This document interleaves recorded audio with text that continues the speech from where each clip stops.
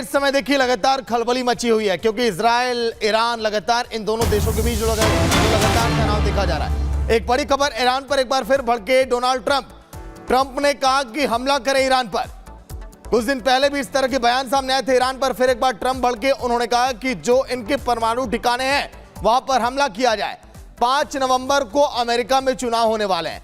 Biden और Trump लगातार Israel को लेकर बयान भी दे रहे हैं। उन्होंने यह भी कहा था जब सिनवार की मौत हुई थी और तारीफ भी की थी और बधाइयां भी दी थी इजराइल को। ईरान के परमाणु ठिकानों पर हमला और ट्रंप ने कहा है। कुछ दिन पहले भी ट्रंप ने इस तरह का बयान दिया था कि ईरान को इसका सबक सिखाना पड़ेगा, लेकिन ईरान है जिसने धमकी दी है इजराइल को कि सिनवार की मौत का बदला जरूर हम लेंगे।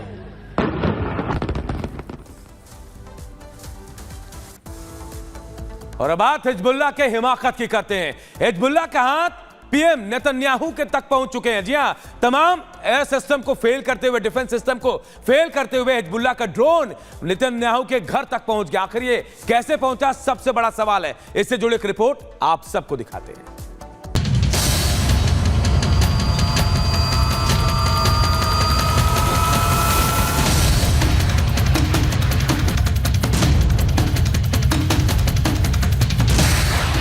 सायरन बजा, ना एयर डिफेंस सिस्टम आयरन डोम काम आया।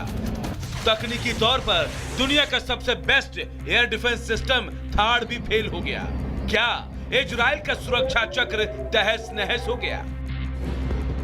ये सवाल इसलिए उठ रहे हैं क्योंकि हिजबुल्लाह ने इजराइल पर अब तक का सबसे बड़ा नहीं बल्कि सबसे खतरनाक अटैक किया। इतना भीषण हमला जिसमें प्रधानमंत्री बेंजामिन नेतन्याहू की जान तक जा सकती थी। इजराइल से 70 किलोमीटर दूर लेबनान से 1-2 नहीं बल्कि 3 ड्रोन छोड़े गए। 2 ड्रोन को एयर डिफेंस सिस्टम ने इंटरसेप्ट कर लिया, लेकिन एक ड्रोन जिसका टारगेट सिजिरिया का पीएम आवास था वो उससे जा टकराया। गनीमत ये रही कि जिस वक्त हिजबुल्लाह ने इजरायली पीएम को टारगेट किया उस वक्त घर पर कोई मौजूद नहीं था, लेकिन बेंजामिन नेतन्याहू ने हिजबुल्लाह की इस हिमाकत के पीछे ईरान का हाथ बताया, जिसके बाद सीधे और स्पष्ट शब्दों से ईरान को खुली धमकी भी दे दी। हिजबुल्लाह के हमले से बौखलाए नेतन्याहू ने पोस्ट कर लिखा, ईरान के जिन एजेंटों ने आज मेरी और मेरी पत्नी की हत्या करने की कोशिश की, उन्होंने एक बहुत बड़ी गलती की। ये मुझे और दुश्मनों के खिलाफ लड़ाई जारी रखने से नहीं रोक सकती। मैं ईरान और उनके प्रॉक्सी सहयोगियों से कहता हूं, जो कोई इजराइल के नागरिकों को नुकसान पहुंचाएगा उसे इसकी भारी कीमत चुकानी पड़ेगी। हम आपके आतंकवादियों का सफाया करना जारी रखेंगे। हम गाजा से अपने बंधकों को वापस लाएंगे। हम उत्तर में अपने निवासियों को वापस लाएंगे। हम एक साथ लड़ेंगे और ऊपर वाले की मदद से हम एक साथ जीतेंगे। नेतन्याहू ने ईरान पर हमले करने में हिजबुल्लाह का साथ देने का आरोप लगाया तो ईरान ने भी तुरंत सफाई दी। ईरानी विदेश मंत्रालय ने लिखा, बेंजामिन नेतन्याहू के घर पर ड्रोन से हमले के पीछे ईरान का कोई लेना देना नहीं है। अटैक के पीछे हिजबुल्लाह का हाथ है। खुद के घर पर हमला होने के बाद भी इजरायली पीएम डरे नहीं, बल्कि उन्होंने अपने दुश्मनों पर अटैक और तेज कर दिए।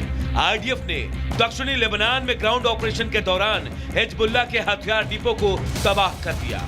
ये वो जगह थी जहां कभी स्कूल था और हिजबुल्लाह ने उसे अपना हथियार डिपो बनाकर हथियार छिपाया था। रिहायशी इलाके में मिसाइल और गोला बारूद छिपाए थे। नेतन्याहू के मंसूबे साफ हैं कि वो अपने दुश्मनों पर तब तक हमला जारी रखेंगे जब तक वो मिट्टी में नहीं मिल जाएंगे, अब चाहे वो हमास हो या हिजबुल्लाह या फिर Iran. Bureau report, Republic Bharat.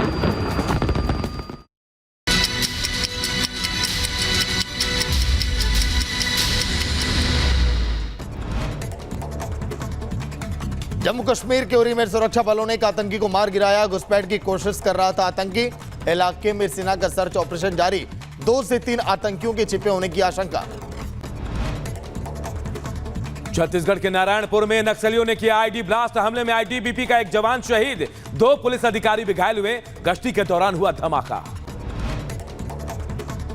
Delhi में पीतमपुरा में 4 मंजिला मकान में लगी भीषण आग। आसपास के लोगों में मची अफरा तफरी, लाखों का सामान जलकर खाक।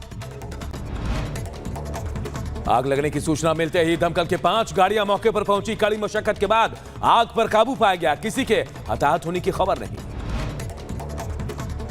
यूपी के सहारनपुर में एक मकान में रखे गैस सिलेंडर में ब्लास्ट, 12 से ज्यादा सिलेंडरों में एक के बाद एक धमाका।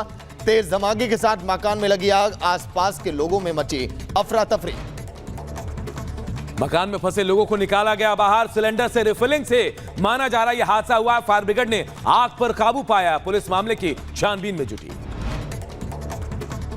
मुंबई के चेंबूर कैंप इलाके में एक मंदिर में लगी आग, फायर ब्रिगेड की गाड़ियों ने आग पर पाया काबू। किसी के हताहत होने की खबर नहीं।